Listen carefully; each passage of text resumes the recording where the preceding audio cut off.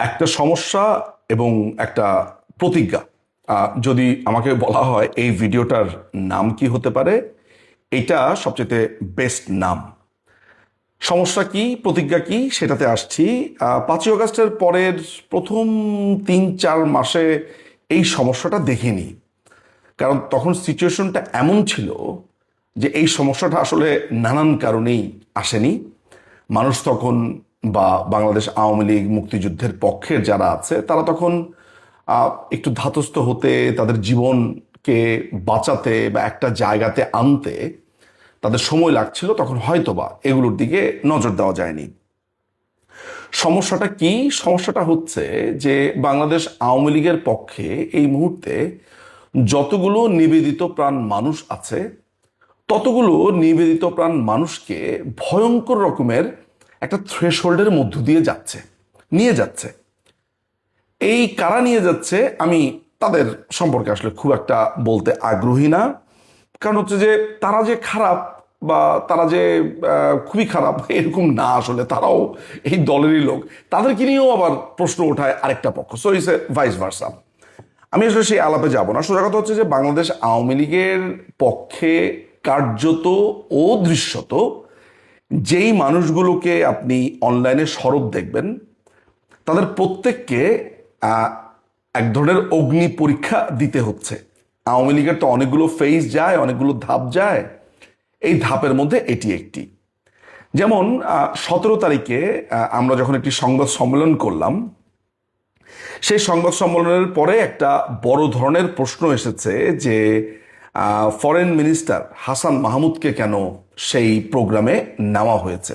সেই প্রোগ্রামে আমি ছিলাম, মন্ত্রী হাসান মাহমুদ ছিলেন, পররাষ্ট্রমন্ত্রী হাসান মাহমুদ ছিলেন, শিক্ষামন্ত্রী মহিবুল চৌধুরী নওফেল, ব্যারিস্টার নওফেল তিনি ছিলেন, ডাক্তার রবি আলম ছিলেন, তারপরে শাকির উদ্দিন ছিলেন। এরকম সবাই মিলে যখন এই সংবাদ সম্মেলনটা আমরা করেছি, প্রশ্ন উঠেছে বা একটা বড় ধরনের অভিযোগ ধেয়ে উঠেছে মন্ত্রী হাসান মাহমুদের ব্যাপারে। নানান ধরনের কথাবার্তা হয়েছে, সেগুলোতে আমি যাব না। তো মন্ত্রী সাহেবের সাথে সাথে আমার উপর দিয়ে এক ধরনের স্টিম রোলার গেছে যে আমি কে, আমার পরিচয় কি।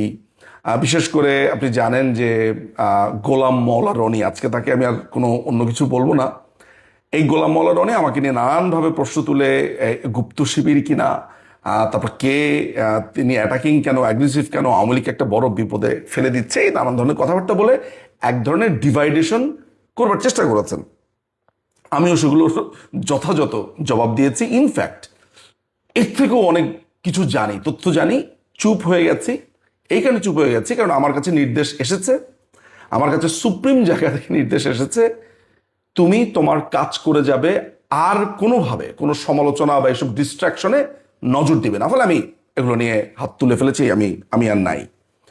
কিন্তু মজার ব্যাপার হচ্ছে গতকালকে রোকেয়া প্রাচীকে ঠিক একইভাবে এইভাবে জেকে ধরা হয়েছে যে রোকেয়া প্রাচীর হাজব্যান্ড ছিলেন আসিফ নজরুল। আসিফ নজরুল যেহেতু রোকেয়া প্রাচীর হাজব্যান্ড ছিলেন, তাদের দুজনের একটা সন্তান আছে, এই সন্তানটা আসিফ নজরুলের কাছে থাকে।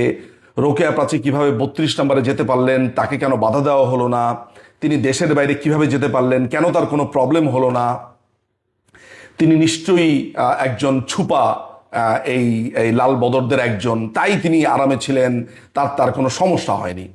এখন মুশকিল হচ্ছে যে রোকেয়া প্রাচী আসলে ঠিক কি অবস্থাতে ছিলেন, আমরা যেই কয়টা মানুষ জানি তারা জানি যে ভদ্রমহিলা আসলে ঠিক কতটা খারাপ ছিলেন, কিভাবে তিনি আশ্রয় পেয়েছেন, কিভাবে তিনি শেল্টার পেয়েছেন,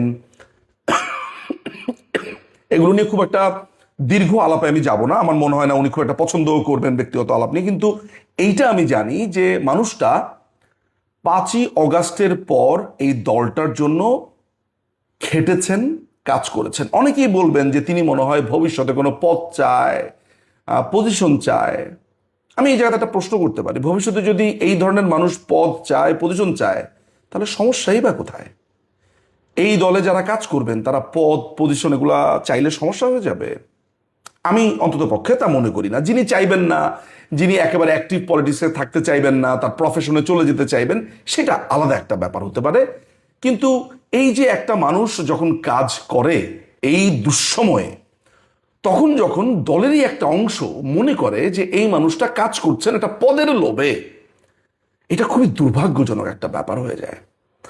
যেই কাজ করে, মানে বাংলাদেশ আওয়ামী লীগের যেই কাজ করে, কোনো না কোনো পক্ষ এসে তার একটা ভুল বের করে যে ওই লোক অমুক সালের অত তারিখে এইটা করেছে, অমুক লোক ওইখানে ওইটা করেছে। অর্থাৎ হচ্ছে যে 300 জন এমপি, 350 জন এমপি, যত অ্যাক্টিভিস্ট, আপনি বাংলাদেশ আওয়ামী লীগের যদি 50 লক্ষ অ্যাক্টিভিস্ট থাকে, 50 লক্ষের বিরুদ্ধে বলার জন্য একজন বা দুজন থাকবেই। অর্থাৎ রেহাই আপনার নেই। আমি যখন এই গোলাম মাওলা রনিকে আমার বিরুদ্ধে আসা প্রশ্নের উত্তরগুলো দিয়েছি, এর একটা বড় ধরনের কারণ ছিল যে এগুলোকে যদি প্রশ্ন করা উত্তর না দেওয়া হয়, এগুলো না এক শ্রেণীর মানুষ বিশ্বাস করে বসে। স্বাভাবিকভাবে আমার কাছে গুরুতরভাবে নির্দেশ এসেছে, সুপ্রিম জায়গা থেকে নির্দেশ এসেছে বা বলা হয়েছে যে তিনি এটি পছন্দ করেননি, তিনি এটা পছন্দ করছেন না, তুমি কেন করলে, এই ধরনের একটা ব্যাপার। ফলে আমাকে আমার সুপ্রিম কমান্ডার যখন বলবেন যে এটা আমি পছন্দ করিনি, তুমি তোমার কাজ করবে, তোমাকে দায়িত্ব দেওয়া হয়েছে, তোমাকে এইটা করতে বলা হয়েছে, তোমাকে এই জায়গাতে দায়িত্ব দেওয়া হয়েছে, তোমাকে এইটা করতে বলা হয়েছে, ডিরেকশন দেওয়া হয়েছে, তুমি ওইটা ফেলে তুমি সমালোচনার তোমাকে জবাব দিতে হবে, কারণ যা ইচ্ছা তাই বলুক, ওইটা বুঝবো আমি। সো আলটিমেটলি ব্যাপার যেটা হয়েছে যে আমার কাছেও এটা মনে হয়, এখন থেকে আমি যেটা মনে করি, আমার দলের যেই আমাকে নিয়ে প্রশ্ন করুক বা অন্যকে নিয়েও প্রশ্ন করুক, তাদের প্রতিও আমার একটা স্বনির্বন্ধ আহ্বান, এক কান দিয়ে ঢুকাবেন, আরেক কান দিয়ে বের করে দিবেন। আমাকে বলা হচ্ছে না যে গুপ্ত শিবির কিনা, ফ্রিডম পার্টি কিনা, নানান ধরনের কথাবার্তা বলা হচ্ছে না, অমুক তমুক, এই না সেই না, মানে মোটামুটি আমি বাড়ি কিনেছি, বলছে আমি নাকি ক্যাশ টাকা দিয়ে ইংল্যান্ডে বাড়ি কিনেছি, এই ধরনের অভিযোগ।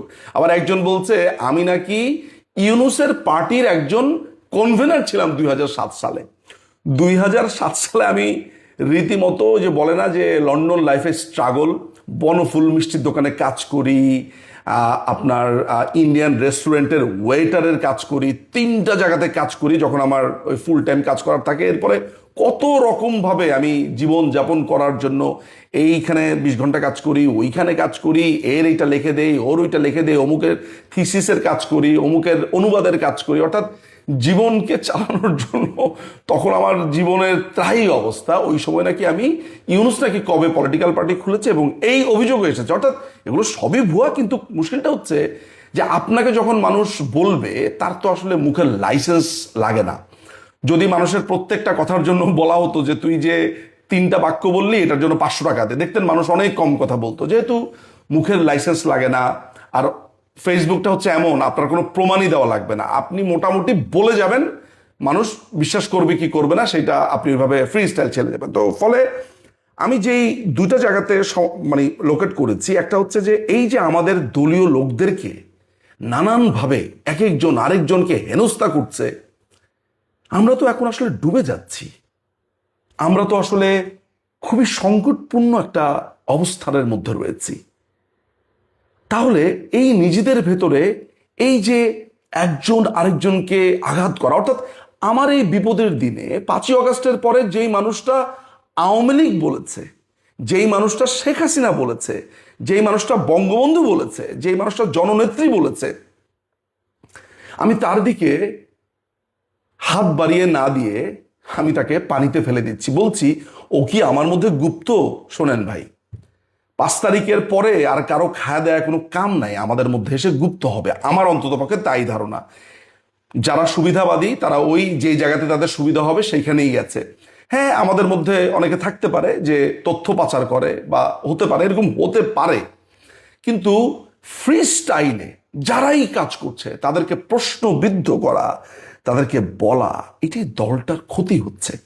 আমি জানি আমার এই বক্তব্য নিয়েও সমালোচনা হবে, বাট আমি যেই কথাটা আহ্বান করতে চাই সেটা হচ্ছে যে যেই মানুষগুলো দলের জন্য কাজ করছে, যেই মানুষগুলো একটাবারের জন্য আওয়ামী লীগের নাম নিচ্ছে, সেই মানুষটাকে যদি আপনার পছন্দ নাও হয়, তাহলে এগুলো আপনি একটা ডায়েরিতে লিখে রাখুন যে অমুককে আমার পছন্দ না, অমুক অমুক দিন তা করেছে, আমরা যখন দলীয়ভাবে পরিপুষ্ট হব, আবার ক্ষমতাতে যাব, আমাদের একটা অবস্থান তৈরি হবে, আমরা যখন জনতার মধ্যে গিয়ে দাঁড়াবো তখন গিয়ে এটা দলীয় ফোরামে বলবেন যে এই লোকটা বা এই মেয়েটা বা এই মানুষটা এমন খারাপ ছিল, তাকে এমন শাস্তি দেওয়া হোক।